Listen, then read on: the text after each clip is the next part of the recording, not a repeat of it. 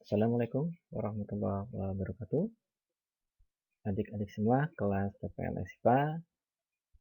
Pada kesempatan ini kita akan membahas materi tentang gaya gesek dan gaya sentripetal. Ya, baik, kita masuk ke yang pertama, yaitu tentang gaya gesek. Nah, gaya gesek itu seperti apa? Pertama, gaya yang bekerja pada dua benda yang permukaannya tidak licin, artinya kasar. Ya, contoh seperti ini.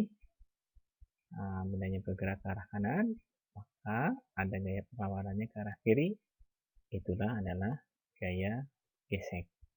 Kalau kita perbesar permukaannya seperti ini, jadi permukaannya tidak licin. Jadi dipahami ya. Nah, untuk gaya gesek ini berarti ada gesekan dua permukaan benda ya, antara benda dengan permukaan lantainya, seperti itu ya. Dan biasanya ada bentuk grafik hubungan gaya gesek dengan tingkat kekasaran permukaannya biasanya ya.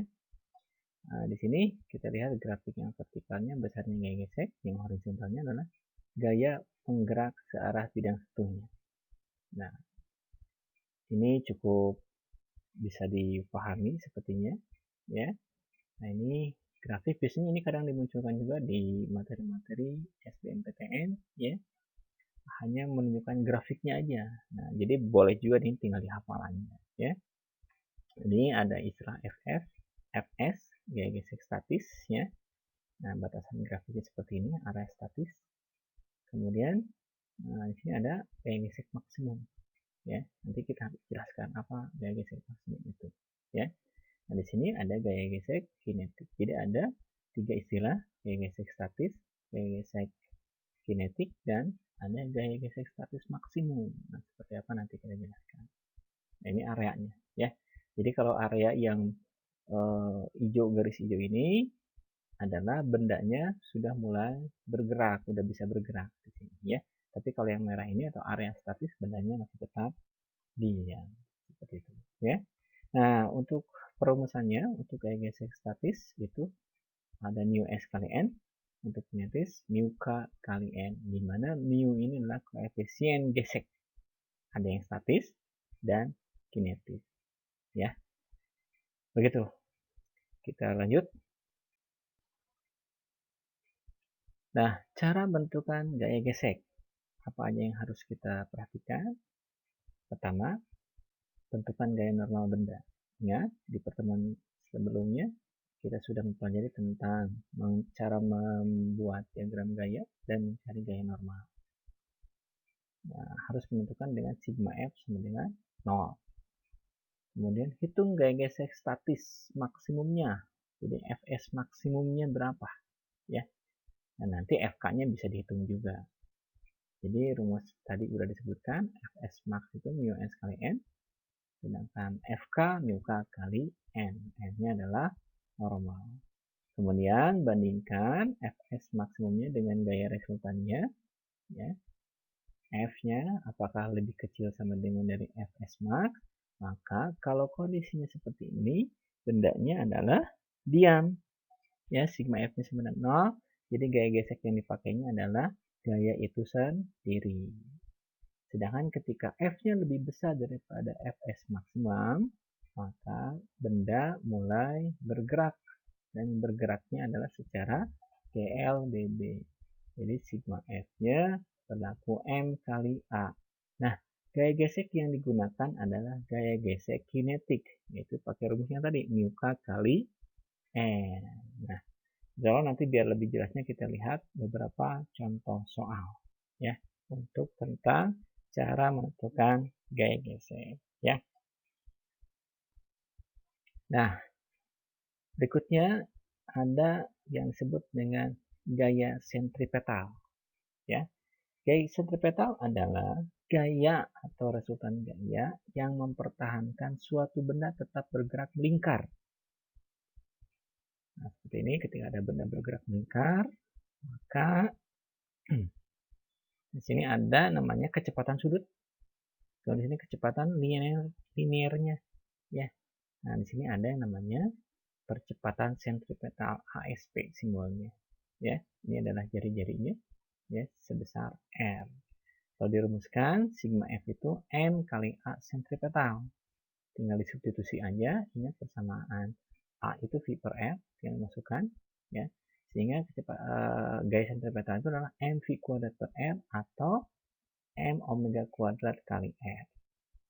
Nah, rumus percepatan sentripetalnya sendiri adalah bisa V kuadrat per R yang lebih umum digunakan atau juga omega kuadrat kali.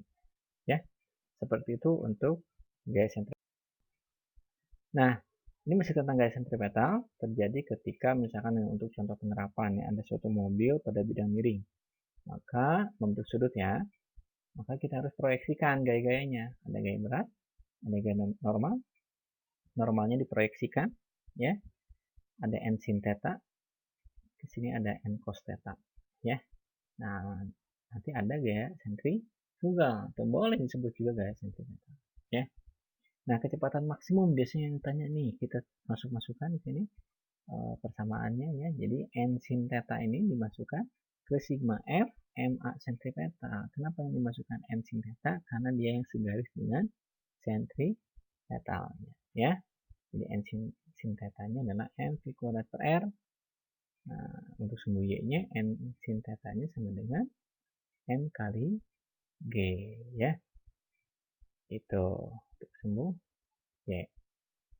Nah, ketika kita cari kecepatan maksimum, maka v sama dengan gr tan theta, ya. Sepertinya sini ada koreksi ya. Mohon maaf ya, di slide-nya ini harusnya ini adalah n cos theta sama dengan n kali g, ya. Mohon maaf. Nih, di slide-nya ini harusnya n cos theta sama dengan m kali g untuk sumbu y, ya. Insya Allah nanti kita revisi pembahasannya. Nah, misalkan tips penyelesaian soal nih, misalnya ada contoh benda bergerak melingkar, ya. Nah, untuk penyelesaiannya, pertama langkahnya ambil gaya-gaya yang sejajar dengan jari-jari lingkaran. Gaya yang menuju pusat lingkaran bernilai positif dan gaya yang menjauhi pusat lingkaran bernilai negatif. Kemudian gunakan persamaan rumus gaya sentripetal yang ini, ya. Sebagai sigma f mv kuadrat per r atau m omega kuadrat kali r. Nah, ini ada posisi-posisi benda nih, misalkan pada saat titik terendah, w-nya ke sini, t-nya ke atas. Berarti t min w sama dengan m omega kuadrat kali r, ya. T-nya ini positif. Jadi yang menuju pusat lingkaran ditulis duluan, ya, positif. W-nya berlawanan maka negatif, ya. Ini ada misalkan di posisi berikutnya, ini W, ini T. Karena W-nya nggak segaris dengan T, maka yang berlaku hanya T-nya aja, ya. Ini boleh dipakainya M kuadrat R atau V kuadrat per R. Boleh, ya. Ini di titik tertinggi, misalnya ada W, ada T. Karena dia searah, sama-sama menuju pusat, maka dijumlah. T plus W, M omega kuadrat R. Kalau yang berikutnya, sama dengan yang tadi, ya. Nah, seperti itu. Oke, nanti kita lihat latihan soalnya. Baik nih, ada soal pelatihan nomor 12. Sebuah balok bermasa 60 kg ditarik dengan gaya mendatar 100 Newton di atas lantai datar kasar dengan koefisien mu S, ya, 0,3, mu K-nya 0,2. Besar gaya gesek yang bekerja pada balok adalah, kita ilustrasikan, ini ada benda, kemudian ditarik dengan gaya 100, kemudian ada gaya gesek pasti berlawanan, kita contoh aja kanan kiri, sehingga kita untuk mencari gaya normal harus lihat arah vertikalnya, ya. Nah, seperti ini kita peroleh N sama dengan W, berarti M-nya adalah 600 Newton, karena W-nya M kali G, M-nya 60, G-nya 10, jadi 600 Newton. Nah, tadi langkah berikutnya cari gaya gesek maksimum, Fs max mu S kali N, ya. Tinggal masukkan 0,3 kali 600 dapat 180. Kemudian kita bandingkan dengan F-nya. Ya, ternyata Fs max lebih besar. Artinya bendanya diam, berarti gayanya adalah gaya itu sendiri, gaya geseknya, ya, 100 Newton. Ya. apa? Harus diikuti tahap-tahap mencari gayanya. Seperti itu, ya. Berikutnya nomor 13. Perhatikan gambar di bawah. Di sini ada benda seperti ini. Massa bendanya 20 kg dan G-nya 10 meter per sekon kuadrat. Pertanyaannya adalah, pada peristiwa di atas, nah kita harus cari nih gaya normal, gaya gesek. Kemudian cek katanya kecepatannya tetap atau percepatannya tetap.